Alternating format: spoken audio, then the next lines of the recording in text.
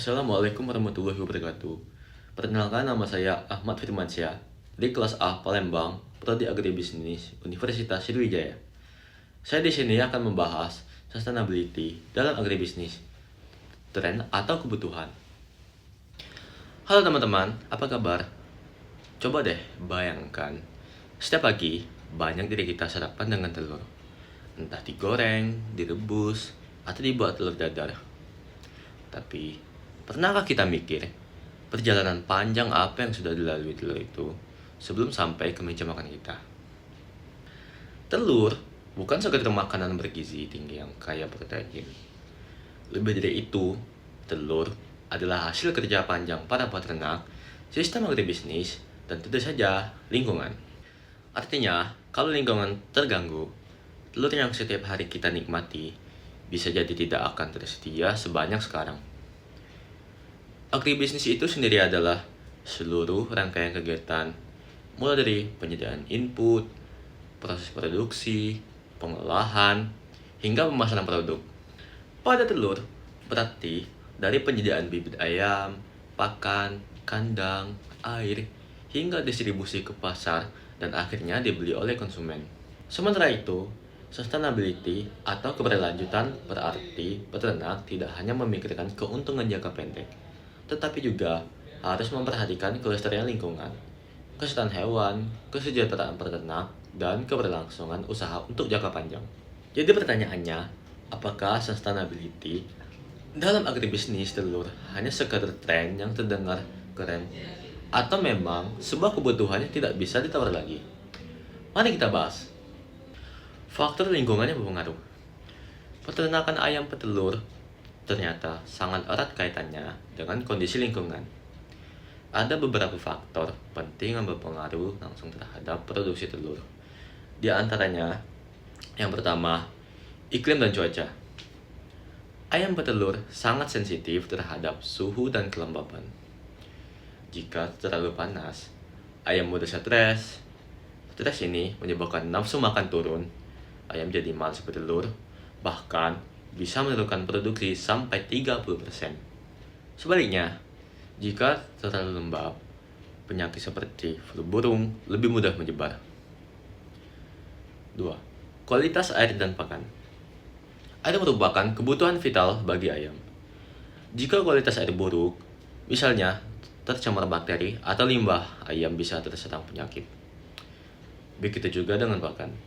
Kalau tidak berkualitas atau tidak terkontaminasi, hasil telur bisa kecil, rapuh, atau tidak sehat.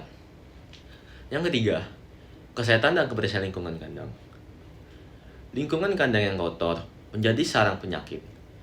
Kalau sanitasi tidak baik, ayam mudah terserang penyakit, sehingga berdampak pada produksi telur. Yang keempat, lingkungan, sosial, dan ekonomi. Faktor ini juga penting. Konsumen sekarang lebih peduli dengan produk sehat. Mereka mencari telur yang bebas antibiotik, lebih bergizi, bahkan telur organik. Tuntutan pasar ini mendorong peternak untuk mengubah cara budidaya menjadi ramah lingkungan. Dampak faktor lingkungan pada setiap subsistem. Faktor-faktor tadi memberi dampak yang nyata di setiap sistem agribisnis. Mari kita bahas satu persatu. Yang pertama, subsistem hulu. Pada tahap ini, peternak membutuhkan bibit ayam yang berkualitas, pakan yang sehat, serta obat dan vaksin yang tepat. Jika iklim ekstrim membuat jagung atau kedelai, bahan utama pakan mahal dan langka, maka biaya produksi naik, kualitas pakan turun, dan produksi telur ikut terpengaruh. Yang kedua, subsistem produksi atau budidaya.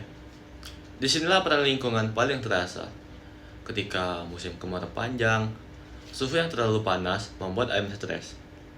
Nafsu makan menurun, bobot badan turun, dan produksi telur berkurang drastis.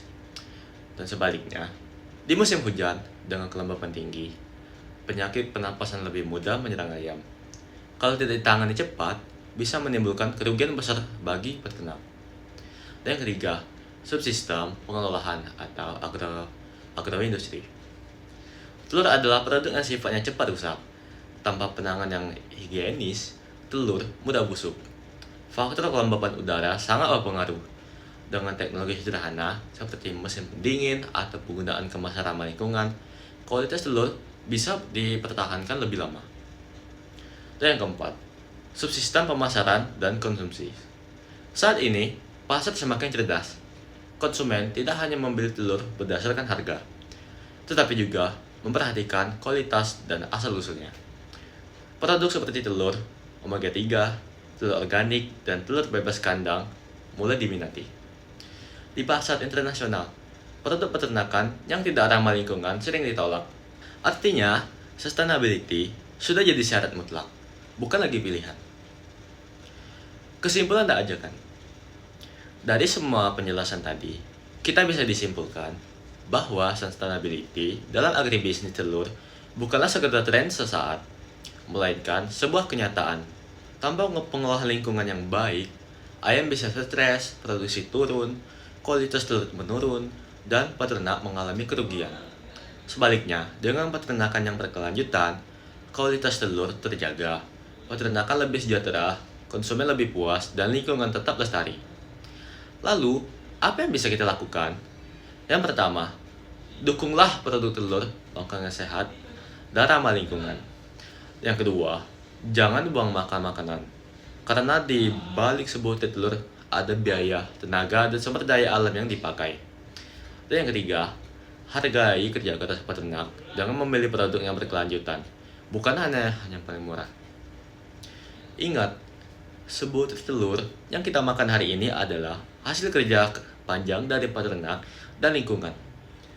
Kalau kita ikut menjaganya, maka anak cucu kita kelak juga bisa menikmati manfaatnya.